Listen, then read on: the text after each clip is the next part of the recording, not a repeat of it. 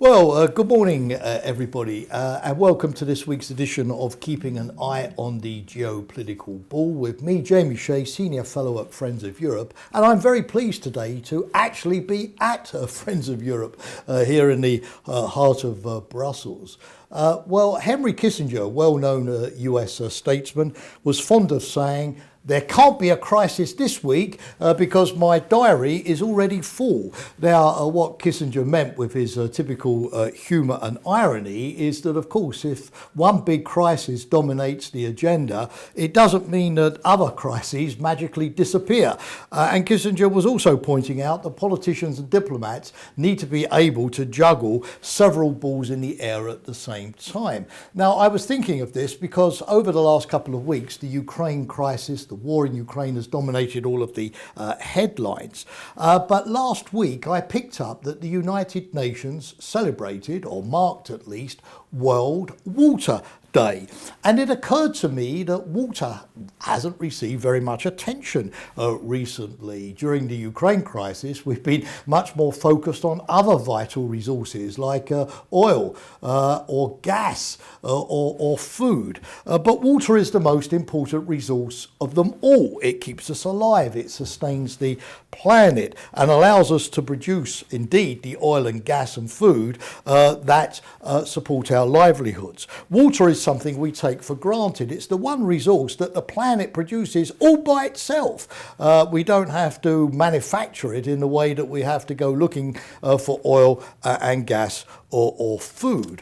But as climate change accelerates, we have more droughts, we have less rainfall or more disrupted rainfall. We're seeing this against the background of a rapidly rising world population, and we're starting to realise that water is a finite resource. The global population has gone up 30-fold over the last 2,000 years, but that certainly isn't the case with our water supplies, which have not increased at the same pace. Indeed, last year, two of the largest cities in the world, Chennai in India and Cape Town in South Africa, almost ran out of water entirely. This is what ecologists call 0 days, when the reservoirs run dry, and Los Angeles has been almost in that position several times over the last decades. In fact, according to the UN, 1/3 of all of the countries in the world are now experiencing water stress. 70% of the planet is covered by water. So what's the problem, I hear you say? But only 3% of that is used by human beings. And of that 3%, 70% goes to agriculture, 19% goes to industry. So in fact, only a tiny fraction is fresh water suitable for human consumption. 2/3 of the fresh water in the world is actually contained in glaciers, but that is not accessible as drinking water. Water at the same time is a commodity which is difficult and very expensive to move around. The UN predicts that by mid-century there will be more climate refugees fleeing from drought-stricken areas than there will be political or economic refugees in the world. They could be as many as 30 million, particularly as some parts of the world in Africa and the Middle East and Southwest Asia experience prolonged summers with temperatures over 50 degrees Celsius. In the industrialised world, we're also seeing that as we cope with the fallout from the Ukrainian crisis, we are looking to diversify our food production and our energy production with more fracking, with more intensive agriculture. But that also, with the greater use of fertilisers and chemicals, means that we're going to be using more water. Now, the big question that strategists have been asking now for some years already is, will this mean that we will see water wars in the future? The evidence so far seems to suggest no. States have not yet gone to war over water supplies. But with climate change accelerating and increased demographics, this may not necessarily hold true in the future. Like investors know when they look at their portfolios, past performance is no guide to to future performance. And there are some warning signals already. The way in which China has been diverting three of the most important rivers in Asia, the Brahmaputra, the Indus and the Ganges, towards its own water needs at the expense of India. 140 million people could be affected by that diversion, particularly as China and India have 1/4 of the global population. We've also seen in East Africa, the Ethiopians, just in the past weeks, inaugurate the Grand Renaissance Dam, which taps the waters of the Blue Nile towards their own electricity production. But 11 countries in Africa depend on the Nile for their essential water supplies, notably Sudan and Egypt downstream. And Egypt indeed has threatened repeatedly to go to war with Ethiopia if there is no equitable sharing of the water distribution along the Nile. So how can we ensure that we have, as we go further into the 21st century, water equity, or at least a fairer and more efficient allocation? Well, first we need to get people around the table. A good example is the west coast of the United States, where the Colorado River Basin distributes water to 7 American states and 3 states in Mexico.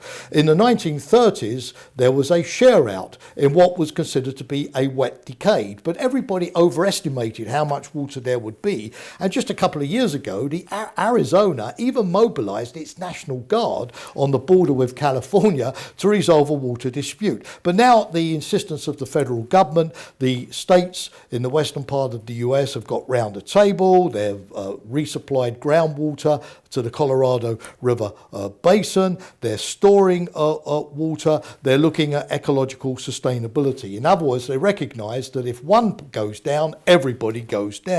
We need now, second point, to build this collaboration at the international level, bringing China and India together, Iraq and Turkey over the waters in Mesopotamia, Egypt, Israel and the Arab neighbours, also Egypt and Jordan over the Jordan River, Ethiopia, Sudan and Egypt. We need to revise some of these colonial era treaties which regulated water distribution. We need to have confidence building measures, more transparency of data about river flows, more crisis management when, because of drought, supplies dry up as well. We need better regulation because in many areas nobody actually knows who owns the water, and states sometimes, illegally as it turns out, take water that rightly belongs to others. The third point is that we need to look at cities. 55% of the global population now live in cities, and cities produce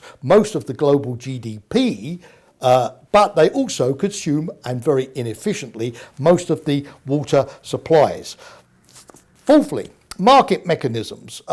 Water now is a more expensive resource, like gas and like oil. So we need to look at pricing mechanisms. We need to look at the removal of subsidies, which often promote inefficient distribution. We need to see to what extent people can have water as a freely available resource. We need incentives for regeneration of water and not just more efficient use as well. Now, the market will have its limits, particularly when it comes to protecting the poor and their access to water, but the rich get water for the same price as the poor, and maybe market mechanisms could make those who can pay more indeed. But it can be risky because Bolivia a few years ago introduced privatization and price controls and experienced riots. Finally, we need to understand the ecosystems that produce our water better. Did you know, for example, that the Nile is supplied from the Congo Basin, where deforestation and soil erosion can have a large impact in the water that actually is fed into the Nile? These complex hydrological pathways, as ecologists like to call them, need to be better understood so that we can see how we can put them under less stress. So finally, I come back to Henry Kissinger's phrase about his very busy diary. What he was saying, that crises can be unpredictable, but they can also be predictable, where we don't act until it's too late, even though the warning signs are there. Every English schoolboy and schoolgirl knows Samuel Taylor Coleridge's famous poem, The Ancient Mariner, where he says, "Water, water everywhere, but not a drop to drink." That could happen to us in the very near future. So let's pay a little bit more attention next year to the United Nations World Water Day. Thank you for watching and listening this week. Always a pleasure. See you again next week.